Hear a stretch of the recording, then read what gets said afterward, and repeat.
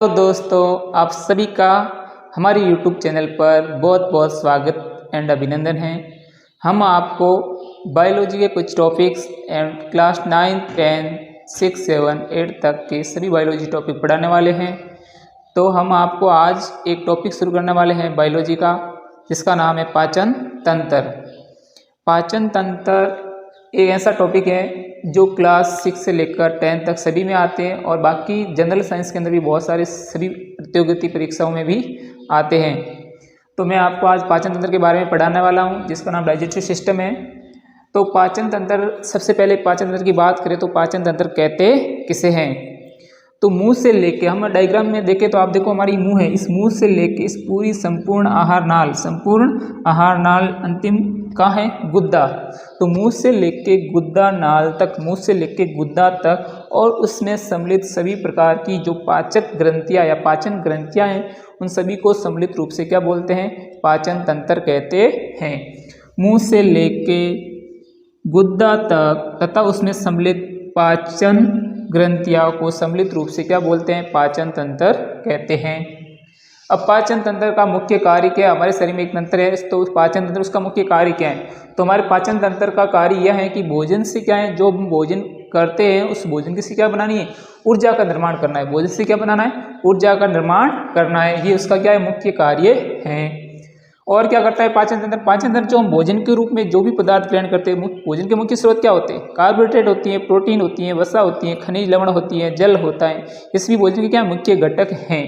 तो पाचन तंत्र क्या करेगा, उन घटकों को, जो जटिल घटक हैं उनको सरल घटकों में बदलने का कार्य करेगा, ताकि हमारा पाचन उन पदार्थों को क्या कर सके, आसानी से कर सके। तो पाचन तंत्र करता क्या है, जटिल पदार्थों को सरल पदार्थों में बदलने का कार्य करता है। और क्या करता है, भोजन से ऊर्जा का निर्माण करने का कार्य करता है।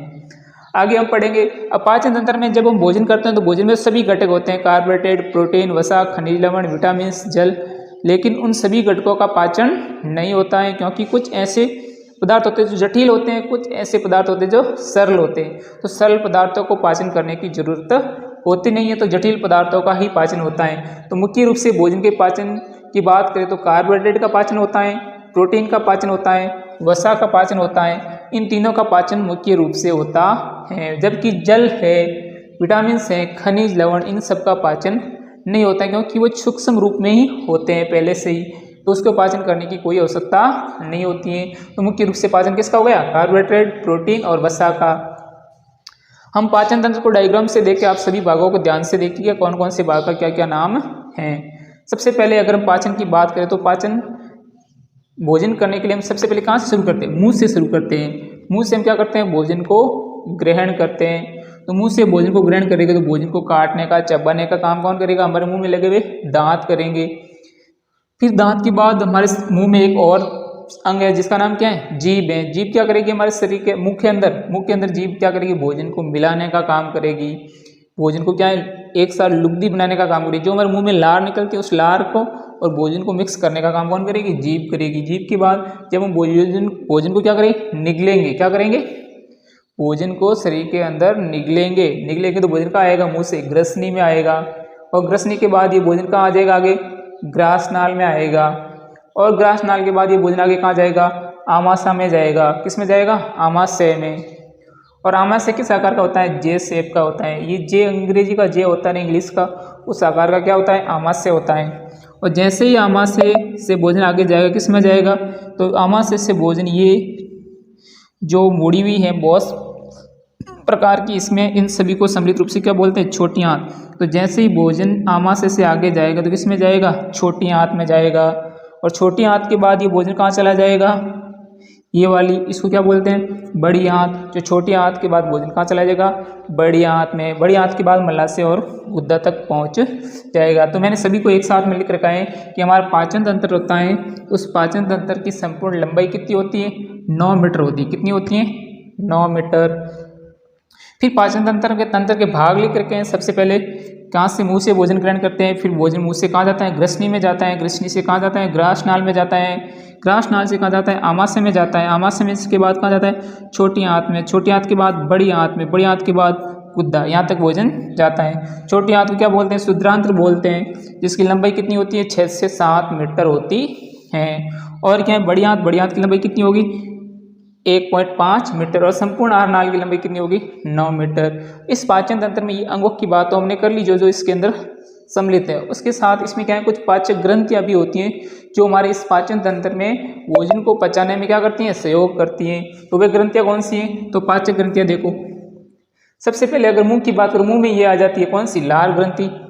इनसे भी कुछ एंजाइम निकलते हैं, कुछ हार्मोन्स निकलते हैं। और साथ में आगे क्या आती है, जठर ग्रंथि। और फिर क्या आता है, पित्ताशय यकृत, मतलब यकृत से जो रस निकलता है पित्तरस, वो पित्ताशय में इकट्ठा होता है, तो ये हो गया पित्ताशय। फिर कौन सा है, अग्नाशय। फिर कौन सा है, आंत्र ग्रंथियां। तो ये इन संपूर्ण एक साथ सभी को क्या बोलते हैं, पाचन तंत्र बोलते हैं। मतलब मुंह से लेके गुद्दा तक उसमें सम्मिलित सभी प्रकार के अंग तथा उसमें सम्मिलित सभी प्रकार की पाचन ग्रंथियों को एक साथ क्या बोलते हैं, पाचन तंत्र कहते हैं। पाचन तंत्र के अब हम आगे से क्या है, इन सभी भागों को अलग अलग पढ़ेंगे। जैसे मुंह है, मुख गुहा के बारे में पढ़ेंगे। मुख गुहा में दांत होते हैं, दांतों का क्या कार्य है, कौन से दांत क्या कार्य करते हैं और दांतों के कितने प्रकार होते हैं। फिर हम ग्रसनी में देखेंगे, ग्रसनी के अंदर भोजन का पाचन होता है कि नहीं होता है, ग्रासनाल में होता है कि नहीं होता है, आमाशय के अंदर किस प्रकार भोजन का पाचन होता है, छोटी आंत में भोजन का किस प्रकार से पाचन होता है, अवशोषण होता है, बड़ी आंत में किस प्रकार होता है, और गुद्दा, इन सभी भागों को हम अलग अलग पढ़ेंगे। इन सभी ग्रंथियों के बारे में पढ़ेंगे, इन ग्रंथियों से कौन कौन से रस निकलते हैं या कौन कौन से एंजाइम निकलते हैं जो हमारे भोजन को पाचन करने में या भोजन के कौन से घटक को पाचन करने में सहयोग करते हैं। तो इसमें देख लो, ये यकृत है हमारे इस पाचन तंत्र के अंदर। यकृत क्या आता है, आमाशय की जस्ट ऊपर आता है, जो इस प्रकार का त्रिभुजाकार आकृति होती है जिसको क्या बोलते हैं, यकृत बोलते हैं। और ये हमारे शरीर की सबसे बड़ी ग्रंथि है। शरीर की सबसे बड़ी ग्रंथि क्या है, यकृत है। और यकृत से एक एंजाइम निकलता है जिसका नाम क्या है, पित्तरस। क्या नाम है, पित्तरस। ये पित्तरस का एक होता है पित्ताशय, इसका नाम क्या है, पित्ताशय। क्या नाम है, पित्ताशय। तो इसको हम क्या बोलते हैं, पित्ताशय बोलते हैं।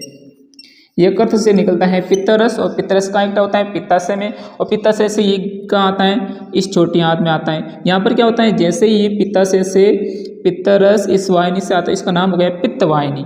और जैसे ही यहाँ से यहाँ आएगा, फिर आगे कौन सी ग्रंथि है, अग्नाशय ग्रंथि।